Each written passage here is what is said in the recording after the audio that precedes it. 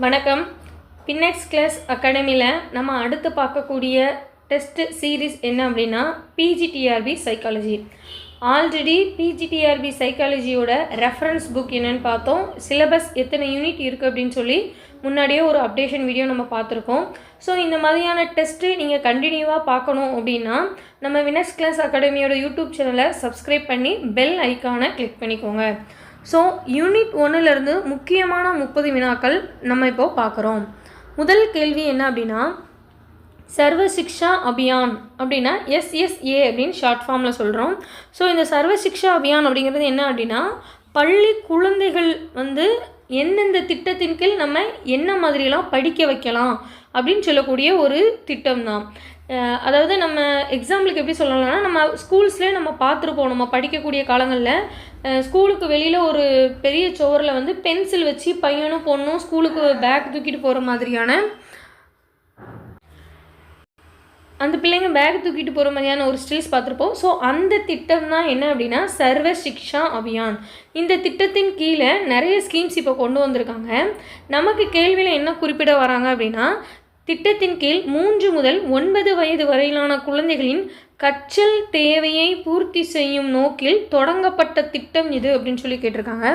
So நமக்கு இதில் கீழே கொடுத்துருக்காங்க பாருங்கள். மொதல் ஆப்ஷன் என்ன அப்படின்னா RMSA. ஓகேவா? RMSA அப்படின்னா அதோட ஃபுல் ஃபார்ம் தமிழ் என்ன அப்படின்னா ராஷ்டிரிய மாத்தியமிக் சிக்ஷா அபியான். அதுதான் RMSA அப்படின்னு சொல்லி சொல்லுவோம். SSA அப்படிங்கிறதே என்னதான் அப்படின்னா சர்வ சிக்ஷா அபியான் தான். அடுத்ததான் NIPUN அப்படின்னு சொல்லி கொடுத்துருக்காங்க.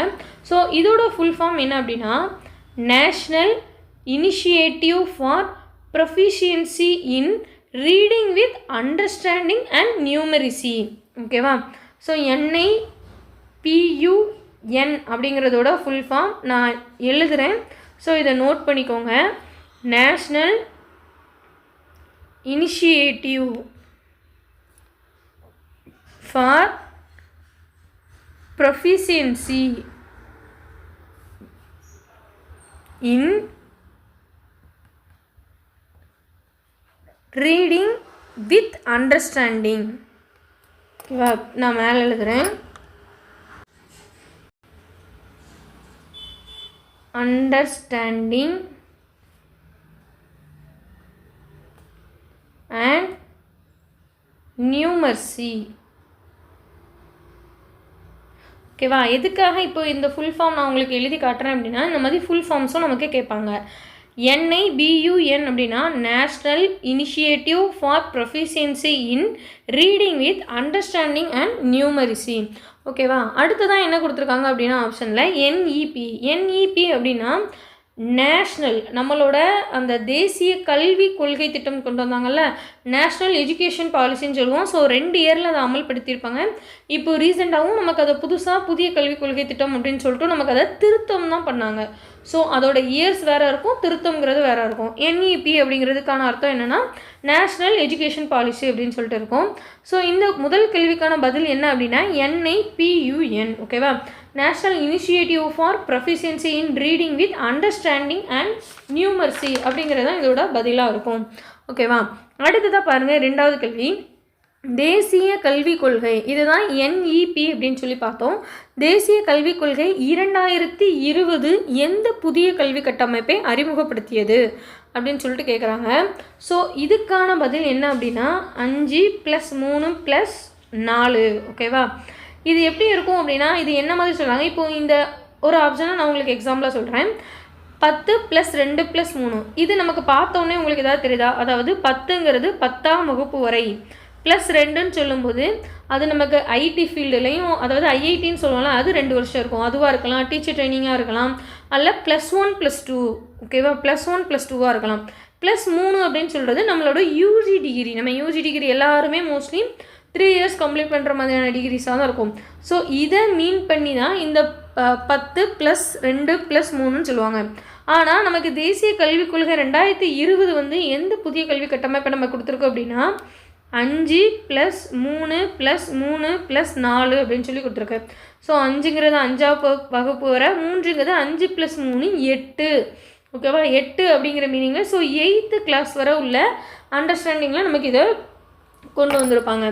அடுத்ததான் 3 அப்படிங்கும்போது 11th வரை வரும். ஒரு சிலர் 11th இடைநிச்சல் கற்றலை கொண்டு வந்துட்டாங்க அப்படின்னா அவங்களுக்கு 4 இயர்ஸான அந்த இன்ஜினியரிங் வந்து இப்போ ஸ்டேட் இன்ஜினியரிங் அப்படின்லாம் நம்ம சொல்லுவோம்ல, அந்த மாதிரியான வாய்ப்புகளை கொடுக்கப்படணும் அப்படிங்கிறதுக்காக தான் 11th இடைநிச்சல் ஆச்சுன்னா இந்த மாதிரி அவங்க 11th முடிச்சதுக்கப்புறம் 12th முடிக்காமல் ஸ்ட்ரெயிட்டாக ஐடி போய் பாலிடெக்னிக் போய் படிச்சுட்டு அதுக்கப்புறமா இன்ஜினியரிங் படிக்கலாம், 12th 1 இயர் இதில் வேஸ்ட் பண்ணாமல் அந்த மாதிரி யூஸ் பண்ணலாம் அப்படிங்கிற மாதிரியானையும் ஒரு திட்டத்தை கொண்டு வரதுக்காக தான் இந்த மாதிரி கொண்டு வந்திருக்காங்க. ஸோ இதோட ஆன்சர் என்னென்னா சி.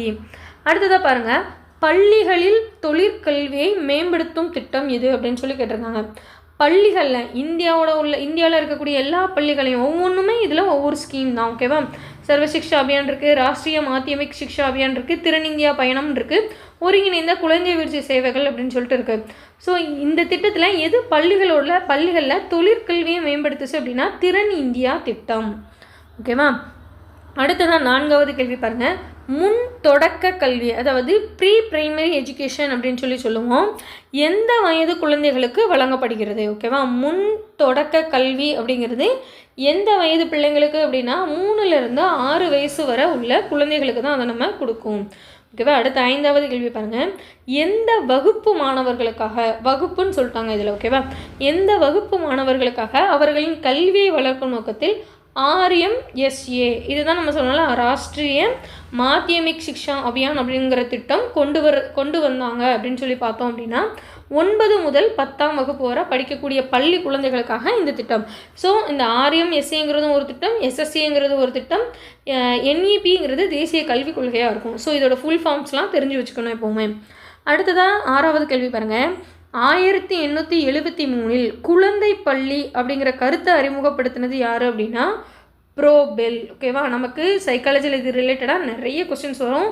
யார் அறிமுகப்படுத்தினாங்க, இதை யார் செஞ்சாங்கன்னு சொல்லி நிறைய ஆத்தர்ஸ் கொடுப்பாங்க. ஸோ இந்த மாதிரி கொஸ்டின்ஸ்லாம் ரொம்ப இம்பார்ட்டண்ட்டாக இருக்கக்கூடியது. நம்மளோட எஸ்கே மங்கள் புக்லேயும் இதோட டீட்டெயில்ஸ்லாம் இருக்குது.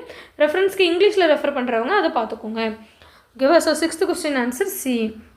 அடுத்ததான் 7th கொஸ்டின், நமக்கு அப்ரிவேஷன் அப்படின்னு சிலபஸில் இருக்குது. ஸோ கண்டென்ட் ஒரு டைம் ரீட் பண்ணிவிட்டு கூட நீங்கள் இதை பாருங்கள். UEE அப்படிங்கிறதோட விரிவாக்கம் என்ன அப்படின்னு சொல்லி கொடுத்துருக்காங்க. ஸோ இதை நான் ஃபுல்லாக ரீட் பண்ணால் கன்ஃபியூஸ் ஆயிடுவீங்க. ஸோ ஆன்சர்ஸ் மட்டும் ரீட் பண்ணேன். யூனிவர்சலைசேஷன்ஸ் ஆஃப் எலிமெண்ட்ரி எஜுகேஷன். ஓகேவா? யூனிவர்சலைசேஷன்ஸ் ஆஃப் எலிமெண்ட்ரி எஜுகேஷன். அடுத்ததான் 8வது கேள்வி பாருங்கள், கல்வியில் வாசிப்பு திறன், கணித திறன் மற்றும் அடிப்படை திறன்கள் எல்லாம் எந்த வகை கல்வியில் முக்கியத்துவம் பெற்றவை அப்படின்னு சொல்லி கேட்டிருக்காங்க. ஆரம்ப கல்வியா, தொடக்க கல்வியா, இடைநிலை கல்வியா, உயர்நிலை கல்வியா அப்படின்னு கேட்டிருக்காங்க. ஸோ முதல்ல இதோட டிஃப்ரென்ஸ் நீங்கள் தெரிஞ்சுக்கணும். ஆரம்ப கல்வி அப்படிங்கும்போது உங்களுக்கு ஷார்ட்டாக சொல்கிறேன், நம்ம இப்போ ஸ்கூல்ஸில் சேர்க்கக்கூடிய LKG UKGன்னு சொல்லுவோம்னா இதுதான் ஆரம்ப கல்வி. தொடக்க கல்விங்கிறது 1ஆம் வகுப்பிலிருந்து அவங்க படிக்க ஆரம்பிக்கக்கூடிய கல்வி. இடைநிலை கல்வினா 10ம் சொல்லலாம், 8ம் சொல்லலாம். மோஸ்ட்லி 8th-லேருந்து 10th வரை படிக்கக்கூடிய எஜுகேஷன். உயர்கல்வினா 11th 12th அப்படின்னு சொல்லப்படுது. ஸோ இதோட விரிவாக்கம் நமக்கு இது தெரிஞ்சாதான் இந்த மாதிரியான கொஸ்டின்ஸ் நம்ம ஆன்சர் பண்ண முடியும். ஸோ இது லாஜிக்காக நம்ம பார்க்கும்போதே தெரிஞ்சிருது. கல்வியில் வாசிப்பு திறன், கணித திறன், அடிப்படை திறன் இதெல்லாம் நமக்கு ஆரம்ப கல்வியிலே தர மாட்டாங்க. தொடக்க கல்வி ஆரம்பிக்கும் போது தான் நமக்கு கணித திறன்லாம் நமக்கு அப்போ தான் நம்மளோட ஸ்கூல்ஸ்லலாம் நம்மளோட எஜுகேஷன்ஸில் வச்சுருப்பாங்க. ஸோ அது ரிலேட்டடாக சைக்காலஜி ரிலேட்டடாக நீங்கள் அதை ஃபீல் பண்ணி லாஜிக்காக யோசிச்சிங்கன்னா ஆன்சர் ஈஸியாக போட்டுடலாம் அதுக்கு. அடுத்ததான் 9வது கேள்வி பாருங்கள், தேசிய கல்விக் கொள்கை 2020 படி முன் பள்ளி கல்வி எத்தனை ஆண்டுகளுக்கு வழங்கப்பட வேண்டும்? ஓகேவா? தேசிய கல்விக் கொள்கை 2020 சொல்லியிருக்கோம். அதில் முன் பள்ளி கல்வி எத்தனை வருஷத்துக்கு வழங்கணும் அப்படின்னா 3 வருஷத்துக்கு கண்டிப்பாக கொடுக்கணும் அப்படிங்கிறது ரூல்ஸு. அடுத்ததாக 10வது கேள்வி பாருங்கள், உயர்கல்விக்கு அணுகலை மேம்படுத்துவதற்கு எந்த திட்டம் நோக்கமாக வருது? உயர்கல்விக்கு எந்த ஸ்கீம் நம்ம யூஸ் பண்ணுறோம் அப்படின்னா ராஷ்ட்ரிய உச்சதர் சிக்ஷா அபியான். ஓகேவா? ராஷ்ட்ரிய உச்சதர் சிக்ஷா அபியான். இது எப்படி இருக்குன்னா RUSA. ஓகேவா? RUSA ரூசா அப்படிங்கிற மீனிங்கில் இதோட ஃபுல் ஃபார்ம்ஸ் இருக்கும். அடுத்ததாக கல்வி உரிமை சட்டம் நிறைவேற்றப்பட்ட ஆண்டு. ஸோ இதெல்லாம் நம்ம தெரிஞ்சு வச்சுருக்கணும். ஓகேவா? கல்வி உரிமை சட்டம் நிறைவேற்றப்பட்ட ஆண்டு எப்போ அப்படின்னா 2009. ஏன்னா கல்வி உரிமை சட்டம் நிறைவேற்றப்பட்டதுக்கு அப்புறமா நம்ம தமிழகத்திலேயே நமக்கு ஒரு விஷயம் கொண்டு வந்தாங்க. என்ன அப்படின்னா 2010 நமக்கு நியூ புக் அப்படின்னு சொல்லிட்டு 10th சமச்சீர் புக்கு பள்ளி பாட புத்தகம் அப்படின்னு சொல்லிட்டு ஸ்டார்ட் பண்ணாங்க. ஸோ இந்த மாதிரி விஷயங்களும் நம்ம தெரிஞ்சிருக்கணும். அடுத்ததாக 12வது கேள்வி பாருங்கள். நான் இதை முன்னாடியே உங்களுக்கு எக்ஸ்பிளைன் பண்ணியிருக்கேன். 10 + 2 + 3ங்கிறது என்னன்னு சொல்லிட்டு. ஸோ அந்த 10 + 2 + 3 கல்வி முறையை அறிமுகப்படுத்திய கொள்கை எது அப்படின்னு சொல்லி கேட்டிருக்காங்க. முதல்ல தேசிய கல்விக் கொள்கை 1968 கோத்தாரி ஆணையமா, இடைநிலை கல்வி வாரியமா, பல்கலைக்குழுவான்னு கேட்டிருக்காங்க. இது எல்லாமே ஒவ்வொரு ஸ்கீமை தான் நமக்கு உள்ளே கொண்டு வந்திருக்கோம். ஸோ இதுக்கான ஆன்சர் என்ன அப்படின்னா கோத்தாரி ஆணையம் அப்படிங்கிறது தான் கரெக்ட். ஓகேவா? ஸோ கோத்தாரி ஆணையம் எப்போ வந்துச்சு அப்படின்னா 1964 வந்திருக்கும். ஓகேவா? ஸோ இந்த மாதிரி இயர்ஸுமே கொஞ்சம் கரெக்டாக நோட் பண்ணிக்கோங்க. அடுத்ததாக 13வது கேள்வி பாருங்கள். இந்திய அரசியல் அமைப்பின் எந்த பிரிவு 6லிருந்து 14 வயது வரை குழந்தைகளுக்கு இலவச மற்றும் கட்டாய கல்வியை உறுதி செய்கிறது? இது ரிப்பீட்டடாக கேட்ட ஒரு சைக்காலஜி கொஸ்டின்ஸ் தான். ஸோ எஜுகேஷன் ரிலேட்டடாக படிக்கும் போது இது தெரிஞ்சுக்கணும். பிரிவு 21 A. ஓகேவா? இலவசமாக அவங்க கட்டாய கல்வியை கண்டிப்பாக படிச்சிருக்கணும் அப்படிங்கிறது ஒரு ரூல்ஸாக நம்ம இந்திய அரசியலமைப்பில் வச்சுருக்காங்க. ஸோ பிரிவு 21A. அடுத்ததாக 14வது கேள்வி பாருங்கள். அங்கன்வாடிகள் மூலம் முன் பள்ளி கல்வியை வழங்குவதற்கு எந்த திட்டம் கவனம் செலுத்துகிறது? ஓகேவா? முன் பள்ளி கல்வியை தான் நம்ம ஃபஸ்ட் யூனிட் ஃபுல்லாகவே படிப்போம் மோஸ்ட் ஆஃப்லி. ஸோ அங்கன்வாடிகள் அப்படிங்கிறது வந்து எதுக்காக கொண்டு வந்தது அப்படின்னா ICDS அப்படிங்கிறத தான் நம்ம சொல்கிறோம் இதில். ஓகேவா? ICDS அப்படிங்கிறதோட ஃபுல் ஃபார்ம் அப்ளை சொல்லியிருந்தேன்.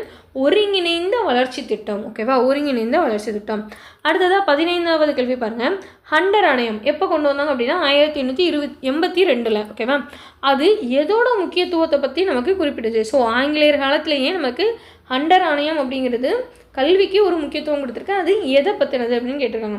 ஸோ உயர்கல்வி, தொழிற்கல்வி, தாய்மொழி கல்வி கற்க ஆங்கில கல்வி. ஸோ ஆங்கிலேயர் கொண்டு வந்தனால ஆங்கிலேயர் கல்வின்னு எடுக்காதீங்க. ஸோ ஆப்ஷனெல்லாம் கரெக்டாக ரீட் பண்ணுங்கள். அப்போ வந்து உயர்கல்வி இருக்காது. ஸோ உயர்கல்வியாக இருக்க வாய்ப்பு இல்லை. தொழிற்கல்வி இல்லை தாய்மொழி கல்வி, இந்த 2 ஆப்ஷனில் தான் ஏதாவது இருக்கும். நம்ம இந்தியாவில் கொண்டு வந்தனால அதிகபட்சமாக தாய்மொழி கல்வியாக தான் அது இருக்கும். ஓகேவா?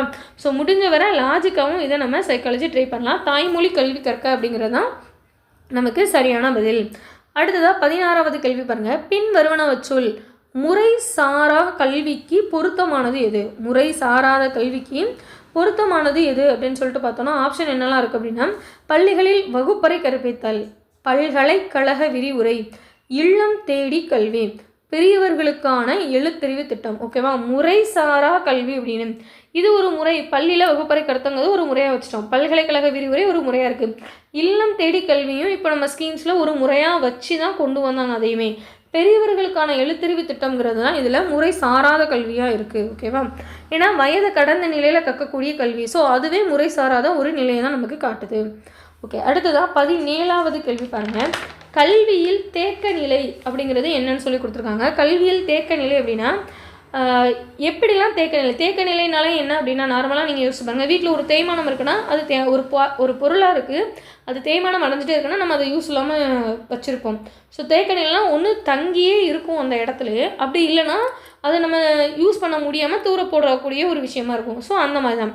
ஸோ இதில் பாருங்கள், உயர்கல்வி சேர்க்கை குறைவு, இடைநீச்சல் அதிகம், கற்றல் குறைவு எதுவுமே கிடையாது. மாணவர்கள் ஒரே வகுப்பில் ஒரு ஆண்டுக்கு மேல் பயில்ந்தால் அது தேக்க நிலை அப்படின்னு சொல்லி சொல்கிறாங்க. அடுத்ததான் ஒரு ஸ்கீம் கொடுத்துருக்காங்க பாருங்கள். இந்த மாதிரி ஸ்கீம்ஸ்லாம் ரொம்ப இம்பார்ட்டன்ட். ஸோ கரெக்டாக நோட் பண்ணிக்கோங்க. ஏக்லவ்யா மாதிரி குடியிருப்பு பள்ளிகள் முக்கியத்துவம் கொடுக்கப்பட்டது யாருக்கு? ஓகேவா? ஏக்லவ்யா மாதிரி அப்படிங்கிறது யாருக்காக கொடுத்தாங்க அப்படின்னா பழங்குடி மாணவர்களுக்காக.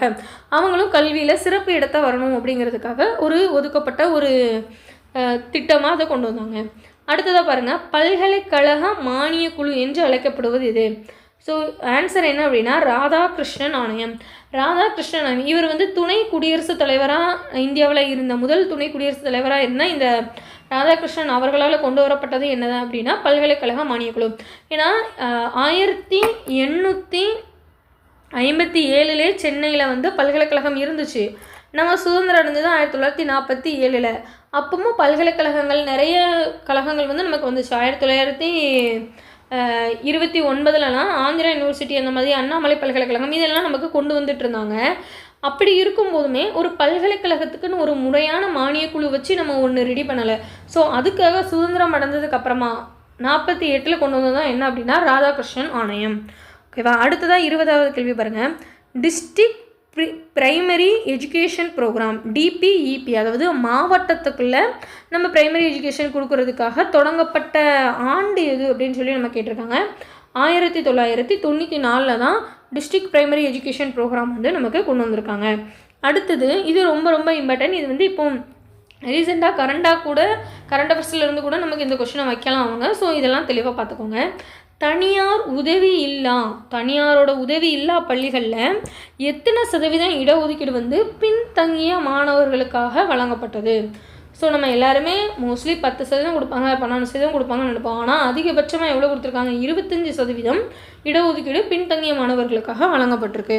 ஓகேவா? அடுத்தது பாருங்கள், RTE ஆக்ட். RTE ஆக்ட் அப்படிங்கிறதோட ஃபுல் ஃபார்ம் என்ன அப்படின்னா, ரைட் டு எஜுகேஷன். நீங்கள் படிக்கிறதுக்காக நாங்கள் என்ன வேணாலும் பண்ணுவோம் அப்படிங்கிறத சொல்லக்கூடிய ஒரு விஷயம் தான் என்னென்னா ரைட் டு எஜுகேஷன். அதோட ஃபுல் ஃபார்ம் தான், ஷார்ட் ஃபார்ம் தான் என்னென்னா RTE. RTE ஆக்டில் தேர்ச்சி தேவை இல்லா கொள்கை, நோ டிடென்ஷன் பாலிசி, எப்போ நீக்கினாங்க அப்படின்னு சொல்லி கேட்குறாங்க. ஸோ 2019 தான் அதை நமக்கு நீக்கினாங்க. அடுத்ததான் 23வது கேள்வி பாருங்கள், அறிவு புடைப்பெயர்ச்சி, அதாவது பிரெயின் ட்ரெயின். இதெல்லாம் நமக்கு அடிக்கடி கேட்கக்கூடிய ஒரு கேள்வி தான். அறிவு புடைப்பெயர்ச்சி, பிரெயின் ட்ரெயின் எந்த கற்றலை நோக்கமாக கொண்டது அப்படின்னு சொல்லி கேட்குறாங்க. தொழிற்கல்வி. நம்ம மூளைக்கு வேலை கொடுக்கக்கூடிய எல்லா விஷயமும் தொழிற்கல்வியாக தான் இருக்கும். ஓகேவா? இதுலேயுமே இந்த 2 ஆப்ஷனும் நம்ம ஒமிட் பண்ணலாம். அறிவியலாக இருக்கலாம், இல்லை தொழிலாக இருக்கலாம்னு யோசிக்கலாம். ஸோ பிரெயின் ட்ரெயின் அப்படின்னு சொல்கிறது வந்து நம்மளோட தொழிற்கல்விக்கு. அடுத்ததாக பாருங்கள், பல்கலைக்கழகத்துறை மேம்பாட்டை வலியுறுத்திய ஆணையம். அப்போல்லாம் நம்ம பார்த்தது பல்கலைக்கழக மானியக்குழு. ஓகேவா? மானியக்குழுன்னு சொல்லும்போது ராதாகிருஷ்ணன் ஆணையம்.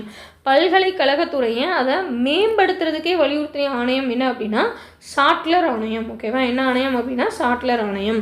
அடுத்ததான் 25வது கேள்வி பாருங்கள், 2ஆம் நிலை கல்வி சீர்திருத்தங்களில் கவனம் செலுத்திய ஆணையம். எந்த இது அப்படின்னு சொல்லி பார்த்தோம்னா 2ஆம் நிலை கல்வி சீர்திருத்தங்களில் கவனம் செலுத்திய ஆணையம் எது அப்படின்னா முதலியார் ஆணையம். ஓகேவா? இது வந்து ராமசாமி முதலியார் ஆணையம் அப்படின்னு சொல்லுவாங்க. ஸோ இடைநிலை கல்வி வாரியம் அப்படின்னு சொல்லலாம் இதை. ஸோ 2ஆம் நிலை கல்வி சீர்திருத்தங்களில் கவனம் செலுத்திய ஆணையம் எது அப்படின்னா முதலியார் ஆணையம். 26வது கேள்வி பாருங்கள், தேசிய கல்விக் கொள்கை 2020. நம்ம நிறைய தடவை ரிப்பீட்டாக 2020 பார்ப்போம். ஏன்னா ரீசெண்டாக இருக்கக்கூடிய இந்த விஷயங்களை தான் நமக்கு கொஸ்டினாகவே கேட்பாங்க. ஸோ 2020 ஏற்படுத்தப்பட்ட தேசிய கல்விக் கொள்கையோட நோக்கம் எது அப்படின்னு சொன்னால் பன்மொழி மற்றும் உள்ளூர் சூழல். ஓகேவா? இதை தான் அவங்க நோக்கமாக வச்சு பன்மொழியும் கற்றுக்கணும், உள்ளூர் சூழலுக்கு ஏற்றாப்புலையும் அவங்க அந்த கல்வியை வந்து மெயின்டைன் பண்ணி கொண்டு வரணும் அப்படிங்கிறதுக்காக கொண்டு வரப்பட்ட அந்த கல்விக் கொள்கையோட நோக்கம் தான் என்ன அப்படின்னா இது. 27வது கேள்வி பாருங்கள், கல்வியின் மலிவுத்தன்மையில் உள்ள சவால் எது?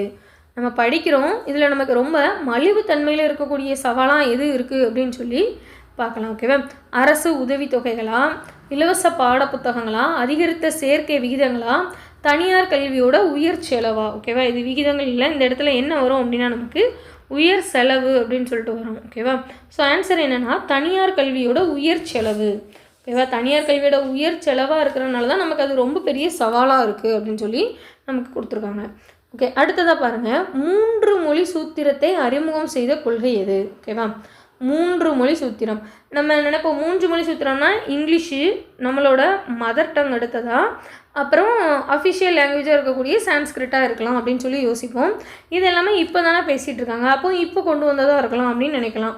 ஆனால் இதை இப்போவே கொண்டு வரல. 1968வது முதல் கல்விக் கொள்கை திட்டத்திலே நமக்கு கொண்டு வந்திருக்காங்க. ஸோ இதிலே பாருங்கள் ஆப்ஷன்ஸு. இது வந்து முதல் கல்விக் கொள்கை திட்டம், இது 2வது. SSIங்கிறது சர்வ சிக்ஷா அபியான். இந்த ஸ்கீமோட ப்ரீஃப் எக்ஸ்பிளனேஷனும் நம்ம பார்த்தோம். ஸோ இந்த ஸ்கீம்ஸ் எல்லாமே NEP வந்து 2020 கொண்டு வந்தாங்க.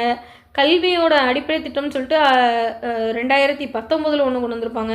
ஸோ இந்த மாதிரியான இயர்ஸ் எல்லாமே கொஞ்சம் கரெக்டாக நோட் பண்ணிக்கோங்க. ஸோ இதுக்கான ஆன்சர் என்ன அப்படின்னா 3 மொழி சூத்திரத்தை அறிமுகம் செஞ்ச கொள்கை எது அப்படின்னா NEP 1968. ஓகேவா?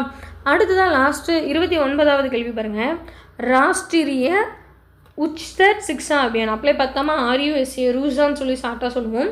இதோட நோக்கம் என்ன? ராஷ்டிரிய உச்தர் சிக்ஷா அபியான் இதோட நோக்கம் என்ன அப்படின்னா உயர்கல்வியில் அதிக மாணவர்கள் பயனடையணும் சேர்ந்து அப்படிங்கிறது தான் இதோட ஸ்கீம். இது ரீசெண்டாக கொண்டு வந்த ஸ்கீம் தான். அதனால தான் நம்ம இந்த RUSA, SMA, RMSA இதெல்லாம் நம்ம அடிக்கடி ரிப்பீட்டடாக பார்ப்போம்.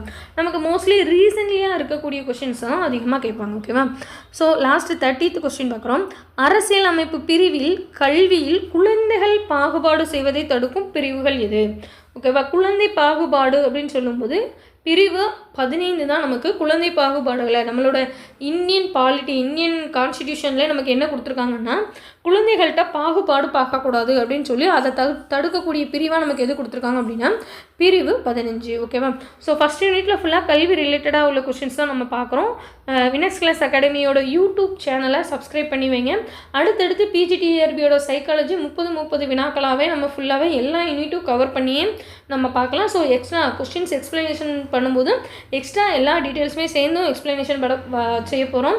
ஸோ நீங்கள் சப்ஸ்கிரைப் பண்ணி பெல் ஐக்கானை கிளிக் பண்ணியிருந்தோன்னா அடுத்த டெஸ்ட்டு சீரிஸ் வந்து உங்களுக்கு நோட்டிஃபிகேஷன் காட்டும். ஸோ வினக்ஸ் கிளாஸ் அகாடமியோட சேனலை சப்ஸ்கிரைப் பண்ணிக்கோங்க. நன்றி, வணக்கம்.